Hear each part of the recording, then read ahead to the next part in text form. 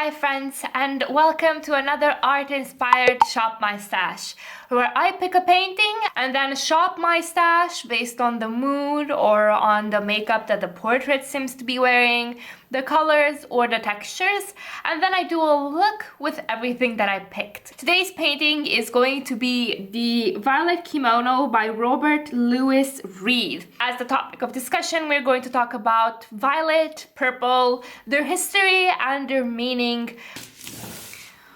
For base product, I am going to use the following. So the Shimmering Petit BB Cream by Holika is the only true foundation-like product I have left, so I really do need to use that.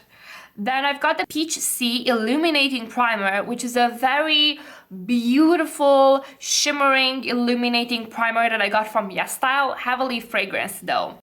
I will also be using the Revlon Candid Concealer because I have not been using this in a while, and this is in 005 Fair.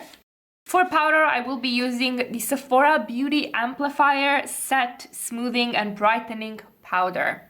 Again, a powder that I really love but that I've not used in quite a while. For blush, I actually plan to do some blush draping. So I will be using the Pupa Milano Like a Doll 201 blush and the Peach C blush in the coloration Peach Splash.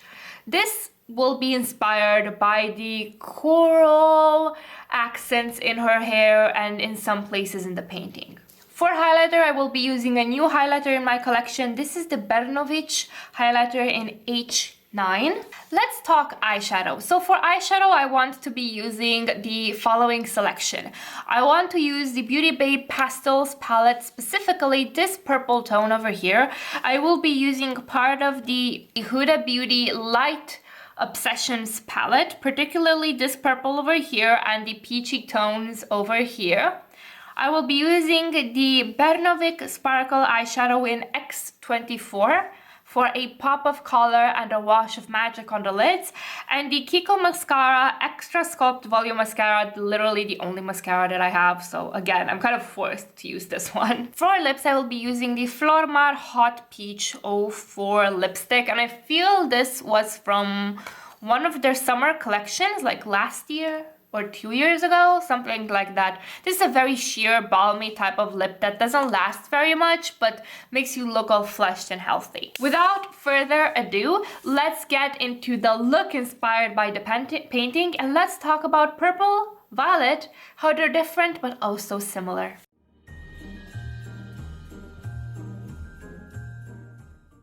Hi friends, welcome to Zoomed In Mia.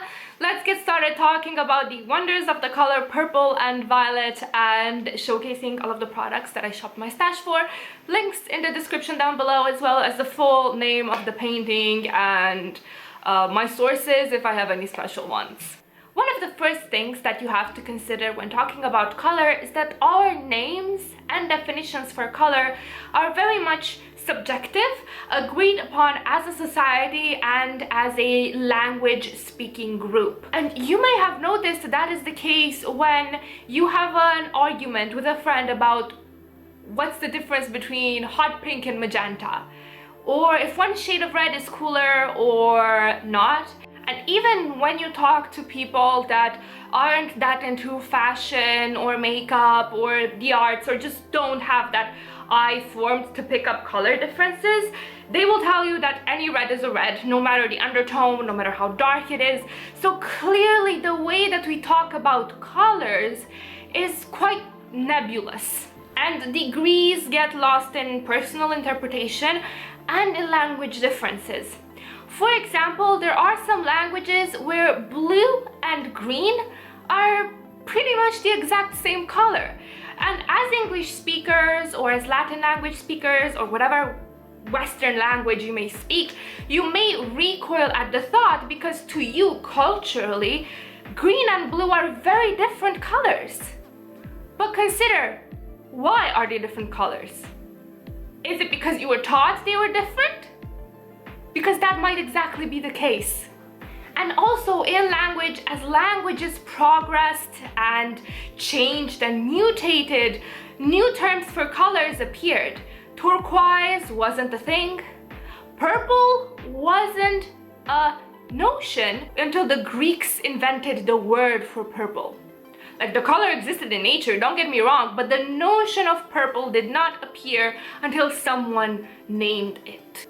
Likewise, when a language is born, and we're talking like prehistoric times right now, the first colors that appear are black, red, white, the color of blood, the color of darkness, and the color of bright light. And then the rest follow. There's actually a really interesting sequence of how colors are born that tells us a lot about priorities that we have as a species. And so when we talk about violet and about purple, we have to ask ourselves, are they the same? Or are they different because we decided them to be different? Because I was looking at that painting, the Violet Kimono, that we are working with right now, and I was thinking, well, you know, my first idea would be to call it violet or lavender. But then I asked my boyfriend, what do you think this color is? And he said purple. And other people as well, they said, oh, that's just purple. And I said, okay, but what makes it purple and not violet? And they couldn't really answer. So I went into a Wikipedia research rabbit hole to find out exactly why those two colors in my head are so completely different. Because to me there is a clear demarcation between violet and purple, but to a lot of people there isn't. Why? After a wee bit of research, I discovered that socially, linguistically speaking, it's agreed that purple leans a bit more red, so it's got reddish undertones, while violet tends towards bluer undertones, towards indigo in the light spectrum. And speaking of light, apparently violet is the term for the color of light in a prism, as opposed to purple, which is rather the color of the dye. So violet is what we perceive. Purple is what we can make. I mentioned that violet is the color of the light, and that's because when Isaac Newton studied the properties of light and how white or transparent light refracts into the rainbow, he discovered that there are 7 colors, and one of them is violet. Violet is between red and indigo. And violet as a concept was discovered in 1672, and it was named after the violet flower. Purple, however, as a concept is much older. In prehistoric times, cave painters would use manganese to do the cave paintings, do the murals, and that was a reddish type of purple. So something that one could argue is more red or maroon than true purple violet. Purple itself got its name from the Greek purpura, and that is because in the 15th century before Christ, the cities of Sidon and Tyre started creating very expensive dyes that had a specific shade of purple. Hi, Robot Mia here. I mispronounced one of the city's names. It is Tyre, not Tyria.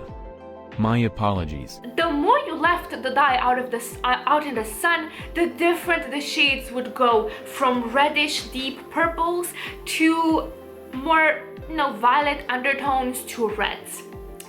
That dye was historically very rare, and for a very long time.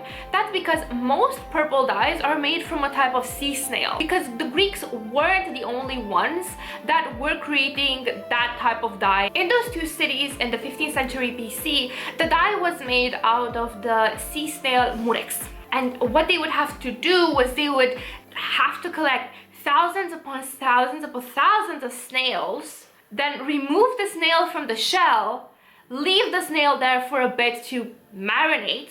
Then from the snail they would extract the specific gland that was responsible for the color of the dye, and then from the gland they would make the dye itself, and then let it mature and lay out in the sun to get different finishes and colors of the dye. So normally this was a very lengthy process. That led to Tyrian dye and purple dye in general being reserved only for the nobility and the wealthiest of the wealthy. I feel that in modern times, because of so many chemical man-made dyes and so many technological advances, we kind of forget how hard it was to get clothing at the time, to get high quality clothing, and how hard it was to make quality clothing, and how hard it was to dye it. Because dye was expensive. Dye at the time was made only out of natural resources. You didn't have lab-made stuff. As I mentioned, for a very long time there wasn't any, you know, chemically made dyes, but the Greeks weren't the only ones that were playing with purple dye. There are a lot of civilizations that extract the dye from a variety of poor sea creatures. Mayans were using it as ceremonial dye. Aztecs were using it in their pictography, iconography, to represent royalty and mysticism. Polynesia was again using it in a ritualistic manner. Egypt was making a purple dye out of berries, although that one wasn't as long lasting as Tyrian dye, and it did end up fading quite quickly into the sun. And in the Middle Ages, people starting making purple dye out of a type of moss, again reserved just for royalty. Eventually it reached a peak in popularity in Victorian times because it was used as a post-mourning color. So you would wear black a certain amount of time, and then you would transition into a purple wardrobe to signify that you are in that period between mourning and returning to normal life. In the 18th century, a clever guy created the first synthetic purple dye, and the rest is history. Its popularity soared. Although purple and violet are still not very often worn colors, I feel that people still regard them as a bit of a mystical type of color. I mean, you can't really remove from people centuries of viewing it as a rare color or as a special color, you know? And even now, the psychological understanding of purple/violet is something that is related to mysticism, to mystery, to magic, spirituality, royalty, individuality. In the end, listen, what is violet? What is purple? I think it's up to every individual's perception, where the line is drawn, where a purple becomes violet, and when a violet becomes too red toned to be called as such. Colors are such an individual thing that they're related to subjective perception so much. They're related to how we interpret it, and not to mention that color is relative. Put color next to another color and it might pick up different undertones. It might look completely different. It might not even look like its original self. I just really love color, man, and pigment theory. I really do. Purple is a really dear color to my heart. I keep it very close in my soul. For a very long time, my favorite color was blue, but my mother's was purple. And she kept, you know, trying to indoctrinate me into the purple cult. As I grew up and I realized that I look like crap in most shades of blue, I realized how beautiful purple is as a color. And now it's one of my favorite colors of all time as well. Every time I see purple, I get reminded of my mom. I remember I went a couple of years back on vacation in Madrid, and I asked her, "Mom, what do you want me to bring back for you?" And she said something purple, but not makeup. It was in the middle of summer. I trapsed through the whole of Madrid, every single fucking store that I could see, to find this woman something purple. I did not find one single item because I guess it was not in fashion, and eventually, after 3 hours of trying to shop, I finally found a scarf that had some purple in it. And when I came back, I was like, "You better wear this scarf every single day," because I suffered, I toiled to get you this scarf. Anyway, this was it. This was my, my TED Talk on purple and violet, how they're similar and not the same, and it all depends on you, what you think the difference between them is. This is the final look. I hope you guys enjoyed this art-inspired shop my stash. Please leave in the comments down below what your favorite color is. Thank you guys so much for watching, and please don't forget to have a wonderful morning, evening, second breakfast, third lunch, or whatever it is where you're from. Bye!